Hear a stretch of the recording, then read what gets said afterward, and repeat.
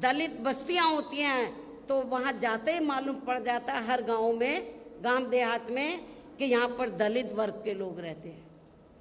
क्योंकि जो भी पार्टियां सत्ता में आई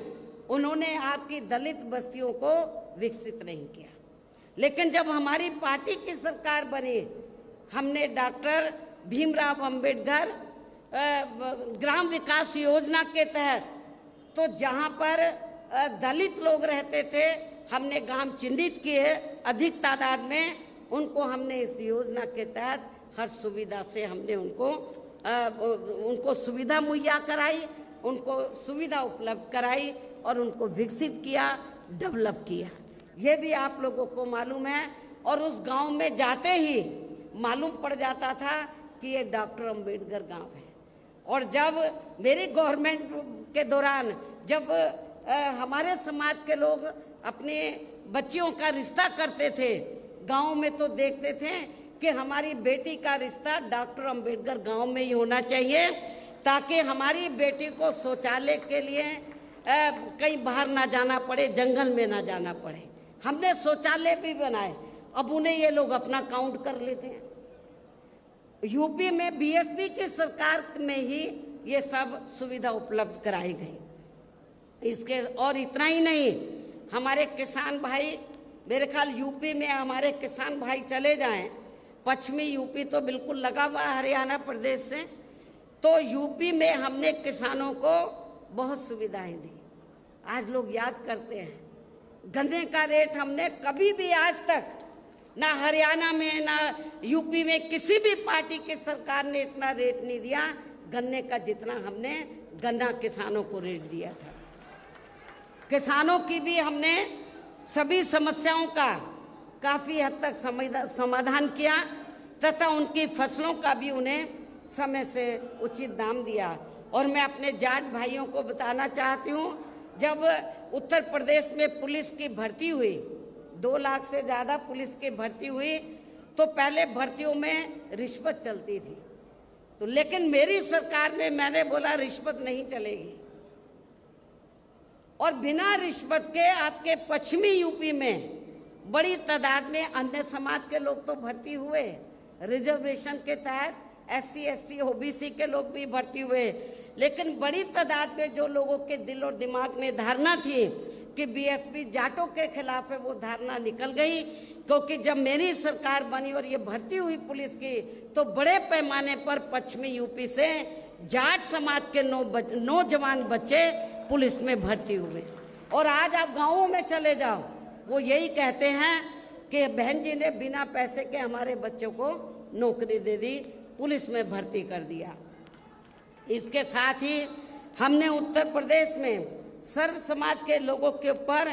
किसी भी प्रकार की कोई जुल्म जाति आदि भी नहीं होने दी है। इतना ही नहीं, बल्कि हमारी पार्टी की रही सरकार ने वहाँ देश में दलित एवं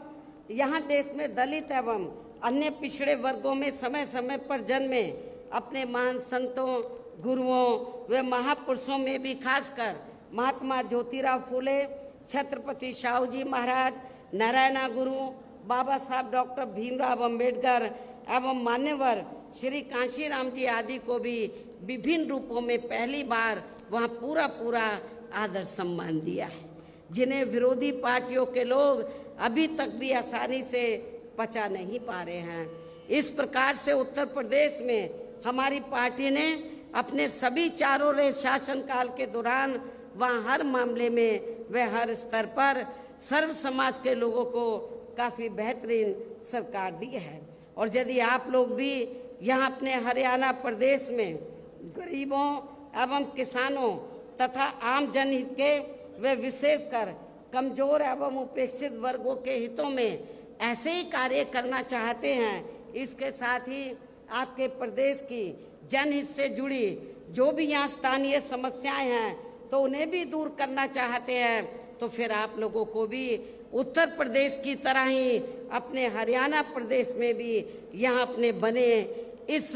गठबंधन की सर्वजन हिताय व सर्वजन सुखाय की नीतियों पर ही आधारित सरकार बनानी होगी। और जिसके लिए अब आप लोगों को यहाँ अपने हरियाणा प्रदेश में विधानसभा के लिए हो रहे आम चुनाव में अपने गठबंधन का बेहतर रिजल्ट लाना होगा। इसके साथ साथ आप लोगों को वोट पड़ने तक यहाँ की सत्ताधारी पार्टी व अन्य सभी विरोधी पार्टियों के साम दाम दंड भेद आदि हथकंडों से भी जरूर सावधान रहना है। और इस मामले में खासकर आप लोगों को विरोधी पार्टियों के जारी किए गए उनके हवाई व प्रलोभन भरे चुनावी घोषणा पत्रों आदि के बहकावे में भी कतई नहीं आना है, जिन्हें ये पार्टियां सत्ता में आने के बाद अधिकांश अमल में नहीं लाती है, जिस पर से अब जनता का काफी हद तक विश्वास भी उठ गया है। इसलिए हमारी पार्टी किसी भी चुनाव में अपना कोई भी चुनावी घोषणा पत्र आदि जारी नहीं करती है। वैसे भी हमारी पार्टी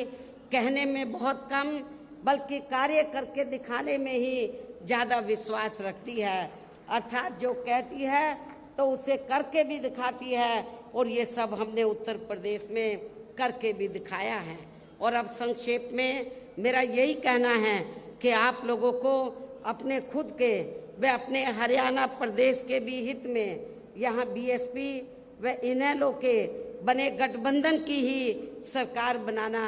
बहुत जरूरी है। और अब आप लोगों को अपने इस गठबंधन के ही उम्मीदवारों को ज्यादा से ज्यादा कामयाब बनाना है, जिसके लिए बीएसपी के उम्मीदवारों को हाथी चुनाव चिन्ह के सामने वाले बटन को दबा के तथा भारतीय राष्ट्रीय लोक दल के उम्मीदवारों को चश्मा चुनाव चिन्ह के सामने वाले बटन को दबा के इन्हें जरूर जिताना है। और फिर सरकार बनने पर ये भी मैं बताना चाहती हूँ कि फिर सरकार बनने पर गठबंधन की ओर से आपके हरियाणा प्रदेश का मुख्यमंत्री चौधरी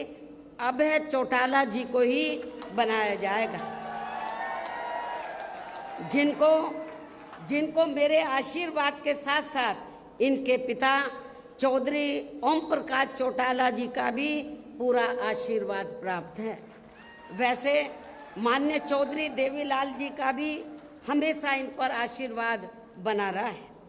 इनके साथ साथ गठबंधन की ओर से बीएसपी का एक डिप्टी सीएम दलित वर्ग का, बीएसपी की ओर से एक डिप्टी सीएम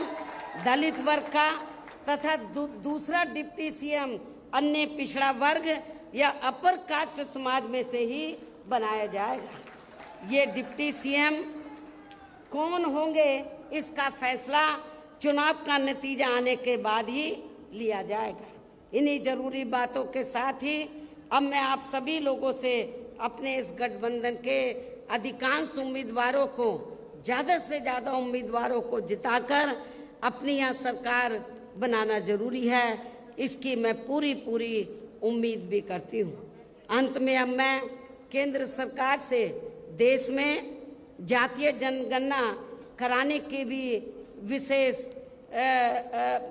मांग करती हूँ, अनुरोध करती हूँ, आग्रह करती हूँ, जिसको शुरू में केंद्र में रही कांग्रेसी सरकार ने और अब वर्तमान में चल रही बीजेपी की केंद्र की सरकार ने भी इसे अभी तक भी लटका के रखा है, इसे अमल में नहीं लाया है। और अब मैं माननीय चौधरी देवीलाल जी के जन्म दिवस पर, आज उनके जन्म दिवस पर इनको फिर से नमन करने के साथ ही उनके सभी अनुयायियों व समर्थकों आदि को भी पुनः हार्दिक बधाई एवं शुभकामनाएं देते हुए अपनी बात यहीं समाप्त करती हूँ। धन्यवाद। जय भीम व जय भारत।